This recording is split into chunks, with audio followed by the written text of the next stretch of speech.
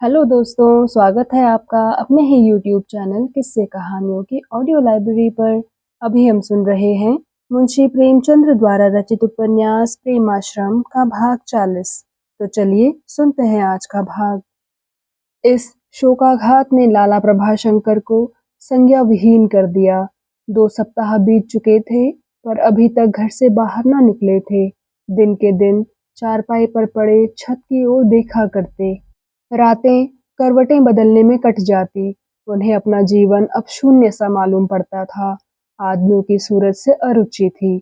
अगर कोई सांत्वना देने के लिए भी आता तो मुंह फेर लेते। केवल प्रेम शंकर ही ऐसे प्राणी थे जिसका आना उन्हें नागवार न मालूम होता था, इसलिए कि वह संवेदना का एक शब्द भी मुंह से न निकालते। सच्ची संवेदना मौन हुआ करती है। एक दिन प्रेमशंकर आकर बैठे तो लाला जी को कपड़े पहनते देखा। द्वार पर इक्का भी खड़ा था, जैसे कहीं जाने की तैयारी हो। पूछा, कहीं जाने का इरादा है क्या? प्रभाशंकर ने दीवार की ओर मुंह फेर कर कहा, हाँ, जाता हूँ उस निर्दयी दयाशंकर के पास। उसी की चिरौरी विनती करके घर लाऊंगा। कोई यहाँ रहने वाला भी तो चाहिए। मुझसे गृहस्थी का बोझ नहीं संभाला जाता। कमर टूट गई, बलहीन हो गया।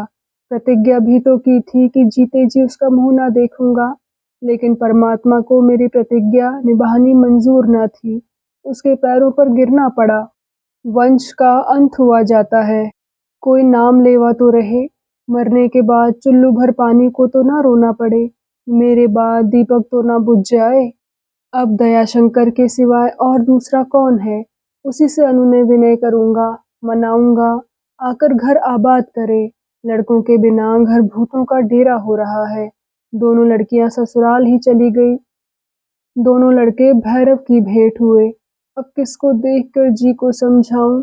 मैं तो चाहे कलेजे पर पत्थर की सिल रखकर बैठा भी रहता, पर तुम्हारी चाची को कैसे समझाऊं?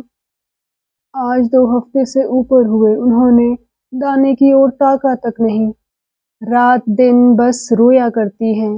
बेटा, सच पूछो तो मैं ही दोनों लड़कों का घातक हूँ। वे जैसे चाहते थे रहते थे, जहाँ चाहते थे जाते थे। मैंने उन्हें कभी अच्छे रास्ते पर लगाने की चेष्टा न की।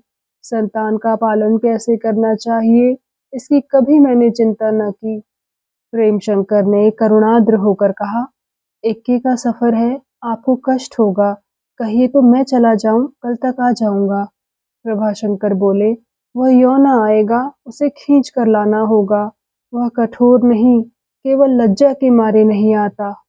वहां पड़ा रोता होगा। भाइयों को बहुत प्यार करता था। प्रेमशंकर बोले, मैं उन्हें जबरदस्ती खींच लाऊंगा। प्रभाशंकर राजी हो गए। प्रेमशंकर उसी दम चल खड़े हुए। थाना यहाँ से 12 मील पर था। 9 बजते बजते पहुंच गए। थाने में सन्नाटा था। केवल मुंशी जी फर्श पर बैठे लिख रहे थे। प्रेमशंकर ने उनसे कहा, आपको तकलीफ तो होगी, पर जरा दरोगा जी को इत्तला कर दीजिए कि एक आदमी आपसे मिलने आया है। मुंशी जी ने प्रेमशंकर को सिर से पांव तक देखा, तब लपक कर उठे। उनके लिए एक कुर्सी निकाल कर रख दी और पूछा, जनाब का नाम बाबू प्रेमशंकर तो नहीं है? प्रेमशंकर बोले, जी हाँ, मेरा ही नाम है। मुंशी जी बोले, आप खूब आए। दारोगा जी अभी आपका ही जिक्र कर रहे थे। आपका अक्सर जिक्र किया करते हैं।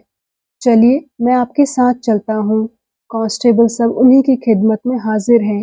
कई दिन से बहुत बीमार हैं। प्रेमशंकर ने पूछा, बीमार हैं? क्या शिकायत है? मुंशी जी बोले, जाहिर में तो बुखार है, पर अंदर का हाल कौन जाने। हालत बहुत बदतर हो रही है। जिस दिन से दोनों छोटे भाइयों की नावक्त मौत की खबर सुनी, उसी दिन से बुखार आया। उस दिन से फिर थाने नहीं आए। घर से बाहर निकलने की नौबत न आई। पहले भी थाने में बहुत कम आते थे। नशे में डूबे पड़े रहते थे। ज्यादा नहीं तो 3-4 बोतल रोजाना जरूर पी जाते होंगे, लेकिन इन 15 दिनों में एक घूंट भी नहीं पी। खाने की तरफ ताकते ही नहीं। या तो बुखार में बेहोश पड़े रहते हैं, या तबीयत जरा हल्की हुई तो रोया करते हैं। ऐसा मालूम होता है कि फाजिल गिर गई है, करवट तक नहीं बदल सकते। डॉक्टरों का तांता लगा हुआ है, मगर कोई फायदा नहीं होता। सुना है आप कुछ हिकमत करते हैं, देखिए, शायद आपकी दवा कारगर हो जाए। बड़ा अनमोल आदमी था। हम लोगों को ऐसा सदमा हो रहा है जैसे कोई अपना अजीज उठा जाता हो। पैसे की मोहब्बत छू तक नहीं गई थी। हज़ारों रुपए माहवार लाते थे और सब का सब अमलों के हाथों में रख देते थे। रोज़ाना शराब मिलती जाए बस, और कोई हवस ना थी। किसी मातहत से गलती हो जाए पर कभी शिकायत ना करते थे, बल्कि सारा इल्ज़ाम अपने सिर ले लेते थे। क्या मजाल कि कोई हाकिम उनके मातहतों को तिरछी निगाह से भी देख सके। सीना सी पर हो जाते थे। मातहतों की शादी और गमी में इस तरह शरीक होते थे जैसे कोई अपना अजीज हो। कई कांस्टेबलों की लड़कियों की शादी अपने खर्च से करा दी। उनके लड़कों की तालीम की फीस अपने पास से देते थे। अपनी सख्ती के लिए सारे इलाके में बदनाम थे। सारा इलाका उनका दुश्मन था, मगर थाने वाले चैन करते थे। हम गरीबों को ऐसा गरीब परवर और हमदर्द अफसर ना मिलेगा। मुंशी जी ने ऐसे अनुरक्त भाव से यशगान किया कि प्रेम शंकर गदगद हो गए। वह दयाशंकर को लोभी, कुटिल, स्वार्थी समझते थे कि जिसके अत्याचारों से इलाके में हाहाकार मचा हुआ था, जो कुल का द्रोही, कुपुत्र और व्यभिचारी था, जिसने अपनी विलासिता और विषय वासना की धुन में माता-पिता, भाई-बहन, यहाँ तक कि अपनी पत्नी से मुँह फेर लिया था। उनकी दृष्टि में वह एक बेशर्म, पतित, हृदय शून्य आदमी था। यह गुणानुवाद सुनकर उन्हें अपनी संकीर्णता पर बहुत खेद हुआ। वह मन में अपना तिरस्कार करने लगे। उन्हें फिर आत्मिक यंत्रणा मिली। हाँ, मुझमें कितना अहंकार है। मैं कितनी जल्दी भूल जाता हूँ कि वह विराट जगत अनंत ज्योति से प्रकाशमय हो रहा है। इसका एक एक परमाणु उसी ज्योति से आलोकित है। यहाँ किसी मनुष्य को नीचा या पतित समझना ऐसा पाप है जिसका कोई प्रायश्चित नहीं। फिर मुंशी जी से पूछा, डॉक्टरों ने कुछ तशखीस नहीं की? मुंशी जी ने उपेक्षा भाव से कहा, डॉक्टरों की कुछ ना पूछिए। कोई कुछ बताता है, कोई कुछ। या तो उन्हें खुद ही इल्म नहीं या गौर से देखते ही नहीं। उन्हें तो अपनी फीस से काम है। आइए, अंदर चले आइए, यही मकान है। प्रेम शंकर अंदर गए तो कांस्टेबलों की भीड़ लगी हुई थी। कोई रो रहा था, कोई उदास, कोई मलिन मुख खड़ा था, कोई पंखा झलता था। कमरे में सन्नाटा था। प्रेम शंकर को देखते ही सभी ने सलाम किया और कातर नेत्रों से उनकी ओर देखने लगे। दयाशंकर चारपाई पर पड़े हुए थे। चेहरा पीला हो गया था और शरीर सूख कर कांटा हो गया था, मानो किसी हरे भरे खेत को टिड्डियों ने चर लिया हो। आंखें बंद थी। माथे पर पसीने की बूंदें पड़ी हुई थी और श्वास क्रिया में एक चिंताजनक शिथिलता थी। प्रेमशंकर यह शोकमय दृश्य देखकर तड़प उठे। चारपाई के निकट जाकर दयाशंकर के माथे पर हाथ रखा और बोले, भैया। दयाशंकर ने आंखें खोली और प्रेमशंकर को गौर से देखा, मानो किसी भूली हुई सूरत को याद करने की चेष्टा कर रहे हैं। तब बड़े शांति भाव से बोले, तुम हो प्रेमशंकर, खूब आए। तुम्हें देखने की बड़ी इच्छा थी।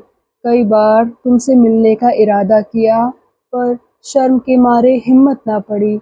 लाला जी तो नहीं आए? उनसे भी एक बार भेंट हो जाती तो अच्छा होता। न जाने फिर दर्शन हो या ना हो। प्रेमशंकर ने कहा, वो आने को तैयार थे, पर मैंने ही उन्हें रोक दिया। मुझे तुम्हारी हालत मालूम न थी। दयाशंकर ने कहा, अच्छा किया। इतनी दूर एक्के पर आने में उन्हें कष्ट होता। वो मेरा मुंह ना देखें, यही अच्छा है। मुझे देखकर कौन उनकी छाती हुलसेगी। यह कहकर वह चुप हो गए। ज्यादा बोलने की शक्ति न थी। दम लेकर बोले, क्यों प्रेम, संसार में मुझसा अभागा और भी कोई होगा? यह सब मेरे ही कर्मों का फल है। मैं ही वंश का द्रोही हूँ। मैं क्या जानता था कि पापी के पापों का दंड इतना बड़ा होता है। मुझे अगर किसी की कुछ मोहब्बत थी तो दोनों लड़कों की। मेरे पापों ने भैरव बनकर उन इतना कहते ही उनकी आंखों से आंसू बहने लगे। मूर्छा सी आ गई। आध घंटे तक इसी अचेत दशा में पड़े रहे। सांस प्रतिक्षण धीमी होती जाती थी। प्रेम शंकर पछता रहे थे, यह हाल मुझे पहले ना मालूम हुआ। नहीं तो डॉक्टर प्रियनाथ को साथ लेता आता। यहाँ तार घर तो है, क्यों ना उन्हें तार दे दूं। वह इसे मेरा काम समझकर फीस ना लेंगे, यही अड़चन है। यही सही, पर उनको बुलाना ज़रूर चाहिए। यह सोचकर उन्होंने तार लिखना शुरू किया कि सहसा डॉक्टर प्रियनाथ ने कमरे में कदम रखा। प्रेमशंकर ने चकित होकर एक बार उनकी ओर देखा और तब उनके गले से लिपट गए और कुंठित स्वर में बोले, आइए भाई साहब, अब मुझे विश्वास हो गया कि ईश्वर दीनों की विनय सुनता है। आपके पास यह तार भेज रहा था, इसकी जान बचाइए। प्रियनाथ ने आश्वासन देते हुए कहा, आप घबराइए नहीं, मैं अभी देखता हूँ। क्या करूँ, मुझे पहले किसी ने खबर ना दी। इस इलाके में बुखार का जोर है। मैं कई गांवों का चक्कर लगाता हुआ थाने के सामने से गुजरा तो मुंशी जी ने मुझे ये हाल बतलाया। यह कहकर डॉक्टर साहब ने हैंडबैग से एक यंत्र निकालकर दयाशंकर की छाती में लगाया और खूब ध्यान से निरीक्षण करके बोले, फेफड़ों पर बलगम आ गया है, लेकिन चिंता की कोई बात नहीं, मैं दवा देता हूँ। ईश्वर ने चाहा तो शाम तक ज़रूर असर होगा। डॉक्टर साहब ने दवा पिलाई और वहीं कुर्सी पर बैठ गए। प्रेमशंकर ने कहा, मैं शाम तक आपको ना छोड़ूंगा। प्रियनाथ ने मुस्कुराकर कहा, आप मुझे भगाएं तो भी ना जाऊंगा। ये मेरे पुराने दोस्त हैं, इनकी बदौलत मैंने हजारों रुपए उड़ाए हैं। एक वृद्ध चौकीदार ने कहा, हुजूर इनका अच्छा कर दें और तो नहीं, मुदा हम सब जने आपन एक एक तलब आपकी नजर कर दे हैं। प्रियनाथ हंसकर बोले, मैं तुम लोगों को इतने सस्ते ना छोड़ूंगा। तुम्हें वचन देना पड़ेगा कि अब किसी गरीब को ना सताएंगे, किसी से जबरदस्ती बेगार ना लेंगे और जिसका सौदा लेंगे उसको उचित दाम देंगे। चौकीदार बोला, भला सरकार, हमारा गुजर बसर कैसे होगा? हमारे भी तो बाल बच्चे हैं, 10-15 रुपयों में क्या होता है। प्रियनाथ बोले, तो अपने हाकिमों से तरक्की करने के लिए क्यों नहीं कहते? सब लोग मिलकर जाओ और अर्ज मारूज करो। तुम लोग प्रजा की रक्षा के लिए नौकर हो, उन्हें सताने के लिए नहीं। अवकाश के समय कोई दूसरा काम किया करो जिससे आमदनी बढ़े। रोज 2-3 घंटे कोई काम कर लिया करो तो 10-12 रुपए की मजदूरी हो सकती है। चौकीदार बोला, भला ऐसा कौन काम है हुजूर? प्रियनाथ ने कहा, काम बहुत हैं। हाँ, शर्म छोड़नी पड़ेगी। इस भाव को दिल से निकाल देना पड़ेगा कि हम कांस्टेबल हैं तो अपने हाथ से मेहनत कैसे करें। सच्ची मेहनत की कमाई में अन्याय और जुल्म की कमाई से कहीं ज्यादा बरकत होती है।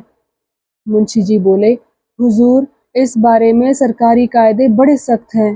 पुलिस के मुलाजिम को कोई दूसरा काम करने का मजाल नहीं है। अगर हम लोग कोई काम करने लगे तो निकाल दिए जाएं।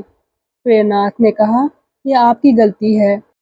आपको फुर्सत के वक्त कपड़े बुनने या सूत काटने या कपड़े सीने से कोई नहीं रोक सकता।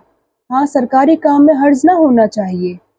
आप लोगों को अपनी हालत हाकिमों से कहनी चाहिए। मुंशी जी बोले, हुजूर कोई सुनने वाला भी तो हो। हमारा रियाया को लूटना हुक्काम की निगाह में इतना बड़ा जुर्म नहीं है जितना कुछ अर्ज मारूज करना। फौरन साजिश और गिरोहबंदी का इल्जाम लग जाए।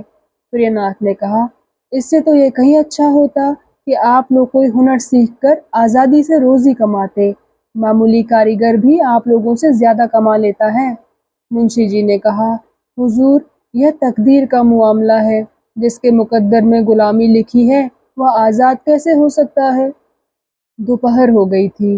प्रियनाथ ने दूसरी खुराक दवा दी। इतने में महाराज ने आकर कहा, सरकार रसोई तैयार है, भोजन कर लीजिए। प्रेमशंकर वहां से उठना ना चाहते थे, लेकिन प्रियनाथ ने उन्हें इत्मीनान दिलाकर कहा, चाहे अभी जाहिर ना हो, पर पहली खुराक का कुछ न कुछ असर हुआ है। आप देख लीजिएगा, शाम तक यह होश हवास की बातें करने लगेंगे। दोनों आदमी भोजन करने गए। महाराज ने खूब मसालेदार भोजन बनाया था। दयाशंकर चटपटे भोजन के आदी थे। सब चीजें इतनी कड़वी थी कि प्रेमशंकर 2-4 कौर से अधिक न खा सके। आंख और नाक से पानी बहने लगा। प्रियनाथ ने हंसकर कहा, आपकी तो खूब दावत हो गई। महाराज ने तो मद्रासियों को भी मात कर दिया। यह उत्तेजक मसाले पाचन शक्ति को निर्बल कर देते हैं। देखो महाराज, जब तक दारोगा जी अच्छे न हो जाएं, ऐसी चीजें उन्हें ना खिलाना, मसाले बिल्कुल न डालना। महाराज ने कहा, हुजूर, मैंने तो आज बहुत कम मसाले दिए हैं। दरोगा जी के सामने यह भोजन जाता तो कहते, यह क्या फीकी पोंछ पकाई है। प्रेमशंकर ने रूखे चावल खाए, मगर प्रियनाथ ने मिर्चा की परवाह नहीं की। दोनों आदमी भोजन करके फिर दयाशंकर के पास जा बैठे। 3 बजे प्रियनाथ ने अपने दोनों हाथों से उसकी छाती में एक अर्क की मालिश की और शाम तक 2 बार और दवा दी। दयाशंकर अभी तक चुपचाप पड़े हुए थे, पर मूर्छा नहीं, नींद थी। उनकी श्वास क्रिया स्वाभाविक होती जाती थी और मुख की विवरणता मिटती जाती थी। जब अंधेरा हुआ तो प्रियनाथ ने कहा, अब मुझे आज्ञा दीजिए। ईश्वर ने चाहा तो रात भर में इनकी दशा बहुत अच्छी हो जाएगी। अब भय की कोई बात नहीं है। मैं कल 8 बजे तक फिर आऊँगा। सहसा दयाशंकर जागे। उनकी आँखों में अब वह चंचलता न थी। प्रियनाथ ने पूछा, अब कैसी तबीयत है? दयाशंकर ने कहा, ऐसा जान पड़ता है कि किसी ने जलती हुई रेत से उठाकर वृक्ष की छाँव में लिटा दिया हो। प्रियनाथ ने पूछा, कुछ भूख मालूम होती है? दयाशंकर ने कहा, जी नहीं, प्यास लगी है। प्रियनाथ ने कहा, तो आप थोड़ा सा गर्म दूध पी लें। मैं इस वक्त जाता हूँ, कल 8 बजे तक आ जाऊँगा। दयाशंकर ने मुंशी जी की तरफ देखकर कहा, मेरा संदूक खोलिए और उसमें से जो कुछ हो लाकर डॉक्टर साहब के पैरों पर रख दीजिए। बाबूजी, यह रकम कुछ नहीं है, पर आप इसे कबूल करें। प्रियनाथ ने कहा, अभी आप चंगे तो हो जाएं, मेरा हिसाब फिर हो जाएगा। दयाशंकर ने कहा, मैं चंगा हो गया, मौत के मुंह से निकल आया। कल तक मरने का ही जी चाहता था, लेकिन अब जीने की इच्छा है। ये फीस नहीं है, मैं आपको फीस देने के लायक ही नहीं हूँ। दैहिक रोग निवृत्ति की फीस हो सकती है, लेकिन मुझे ज्ञात हो रहा है कि आपने आत्मिक उद्धार कर दिया है। इसकी फीस वह एहसान है जो जीवन पर्यंत मेरे सिर पर रहेगा, और ईश्वर ने चाहा तो आपको इस पापी जीवन को मौत के पंजे से बचा लेने का दुख न होगा। प्रियनाथ ने फीस ना ली, चले गए। प्रेमशंकर थोड़ी देर बैठे रहे। जब दयाशंकर दूध पीकर फिर सो गए, तब वह बाहर निकलकर टहलने लगे। अकस्मात उन्हें लाला प्रभाशंकर एक्के पर आते हुए दिखाई दिए। निकट आते ही वह एक्के से उतरे और कंपित स्वर से बोले, बेटा, बताओ दयाशंकर की क्या हालत है? तुम्हारे चले आने के बाद यहाँ से एक चौकीदार मेरे पास पहुँचा। उसने कुछ ऐसी बुरी खबर सुनाई कि होश उड़ गए। उसी वक्त चल खड़ा हुआ। घर में हाहाकार मचा हुआ है। सच सच बताओ बेटा, क्या हाल है? प्रेमशंकर ने कहा, अब तो तबीयत बहुत कुछ संभल गई है, कोई चिंता की बात नहीं, पर जब मैं आया था तो वास्तव में हालत खराब थी। खैरियत यह हो गई कि डॉक्टर प्रियनाथ आ गए। उनकी दवा ने जादू का सा असर किया। अभी सो रहे हैं। प्रभाशंकर ने कहा, बेटा चलो जरा देख लूं, चित्त बहुत व्याकुल है। प्रेमशंकर ने कहा, आपको देखकर शायद वह रोने लगे। प्रभाशंकर ने बड़ी नम्रता से कहा, बेटा, मैं जरा भी ना बोलूँगा, बस एक आंख देखकर चला जाऊँगा। जी बहुत घबराया हुआ है। प्रेमशंकर ने कहा, आइए, मगर चित्त को शांत रखिएगा। अगर उन्हें जरा भी आहट मिल गई तो दिन भर की मेहनत निष्फल हो जाएगी। प्रभाशंकर ने कहा, भैया कसम खाता हूँ, जरा भी ना बोलूँगा, बस दूर से एक आंख देखकर चला जाऊँगा। प्रेमशंकर मजबूर हो गए। लाला जी को लिए हुए दयाशंकर के कमरे में गए। प्रभाशंकर ने चौखट से ही इस तरह डरते डरते भीतर झांका जैसे कोई बालक घटा की ओर देखता है कि कहीं बिजली न चमक जाए। पर दयाशंकर की दशा देखते ही प्रेमोद्गार से विवश होकर वह जोर से चिल्ला उठे और बेटा कहकर उनकी छाती से चिपट गए। प्रेमशंकर ने तुरंत उपेक्षा भाव से उनका हाथ पकड़ा और खींचकर कमरे के बाहर लाए। दयाशंकर ने चौंक कर पूछा, कौन था? दादाजी आए हैं क्या? प्रेमशंकर ने कहा, आप आराम से लेटें, इस वक्त बातचीत करने से बेचैनी बढ़ जाएगी। दयाशंकर ने कहा, नहीं, मुझे एक क्षण के लिए उठाकर बिठा दो, मैं उनके चरणों पर सिर रखना चाहता हूँ। प्रेमशंकर ने कहा, इस वक्त नहीं, कल इत्मीनान से मिलिएगा। यह कहकर प्रेमशंकर बाहर चले आए। प्रभाशंकर बरामदे में खड़े रो रहे थे। बोले, बेटा नाराज ना हो, मैंने बहुत रोका पर दिल काबू में ना रहा। इस समय मेरी दशा उस टूटी नाव पर बैठे हुए मुसाफिर की सी है जिसके लिए हवा का एक झोंका भी मौत के थप्पड़ के समान है। सच सच बताओ, डॉक्टर साहब क्या कहते थे? प्रेम शंकर ने कहा, उनके विचार में अब कोई चिंता की बात नहीं है, लक्षणों से भी यही प्रकट होता है। प्रभाशंकर ने कहा, ईश्वर उनका कल्याण करे, पर मुझे तो तभी इत्मीनान होगा जब यह उठ बैठेंगे। यह इनके ग्रह का साल है। दोनों आदमी बाहर आकर साइबान पर बैठे। दोनों अपने विचारों में मग्न थे। थोड़ी देर बाद प्रभाशंकर बोले, हमारा यह कितना बड़ा अन्याय है कि अपनी संतान में उन्हीं कुसंस्कारों को देखकर जो हम में स्वयं मौजूद हैं, उनके दुश्मन हो जाते हैं। दयाशंकर से मेरा केवल इसी बात पर मनमुटाव था कि वह घर की खबर क्यों नहीं लेता, दुर्व्यसनों में क्यों अपनी कमाई उड़ा देता है, मेरी मदद क्यों नहीं करता। किंतु मुझसे पूछो कि तुमने अपनी जिंदगी में क्या किया? मेरी इतनी उम्र भोग विलास में ही गुजरी है। इसने अगर लुटाई तो अपनी कमाई लुटाई, बर्बाद की तो अपनी कमाई बर्बाद की। मैंने तो पुरखों की जायदाद का सफाया कर दिया। मुझे इससे बिगड़ने का कोई अधिकार न था। थाने के कई अमले और चौकीदार आकर बैठ गए और दयाशंकर की सहृदयता और सज्जनता की सराहना करने लगे। प्रभाशंकर उनकी बातें सुनकर गर्व से फूले जाते थे। 8 बजे प्रेमशंकर ने जाकर फिर दवा पिलाई और वहीं रात भर एक आराम कुर्सी पर लेटे रहे, पलक को झपकने भी न दिया। सवेरे प्रियनाथ आए और दयाशंकर को देखा तो प्रसन्न होकर बोले, अब जरा भी चिंता नहीं है, इनकी हालत बहुत अच्छी है। 1 सप्ताह में यह अपना काम करने लगेंगे। दवा से ज्यादा बाबू प्रेम शंकर की शुश्रूषा का असर है। शायद आप रात को बिल्कुल ना सोए। प्रेम शंकर ने कहा, सोया क्यों नहीं? हाँ, घोड़े बेचकर नहीं सोया। लाला प्रभाशंकर बोले, डॉक्टर साहब मैं गवाही देता हूँ कि रात भर इनकी आंखें नहीं झपकी। मैं कई बार झांकने आया तो उन्हें बैठे या कुछ पढ़ते पाया। दयाशंकर ने श्रद्धामय भाव से कहा, जीता बचा तो बाकी उम्र इनकी खिदमत में काटूंगा। इनके साथ रहकर मेरा जीवन सुधर जाएगा। इस भांति 1 हफ्ता गुजर गया। डॉक्टर प्रियनाथ रोज आते और घंटे भर ठहर कर देहातों की ओर चले जाते। प्रभाशंकर तो दूसरे ही दिन चले गए, लेकिन प्रेम शंकर एक दिन के लिए भी ना हिले।